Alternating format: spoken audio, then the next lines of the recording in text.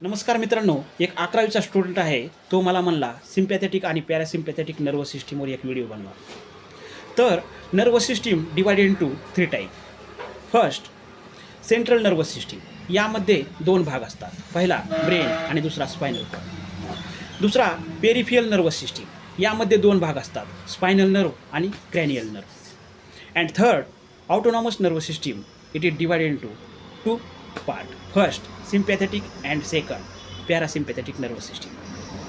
Sympathetic and parasympathetic nervous system हा autonomous nervous सिस्टीमचा भाग आहे आणि हा भाग आपल्याला डिस्कस करायचा आहे. तर पहिल्यांदा सिम्पॅथेटिक नर्वस सिस्टीम. यामध्ये काय होतं, ज्यावेळेस आपल्या बॉडीला काही खतरा असेल, काही तणाव असेल, त्यावेळेस सिम्पॅथेटिक नर्वस सिस्टीम ॲक्टिव्ह होते, सक्रिय होते.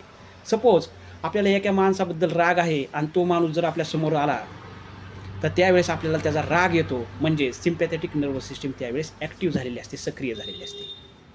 तर ह्या सिस्टीममध्ये काय होतं, ब्लड प्रेशर इन्क्रीज होतं, हार्टबीट्स इन्क्रीज होतात. नंतर पुपिल्स ऑफ आयज डायलेटेड होतात, म्हणजे पसरण पावतात.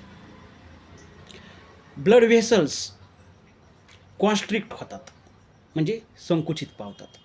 युरिनरी ब्लॅडर रिलॅक्स होतं. Sympathetic nervous system is also called as thoracolumbar outflow, याला असं पण म्हणतात. तर मित्रांनो, सिम्पॅथेटिक नर्वस सिस्टीममध्ये असं होत असतं.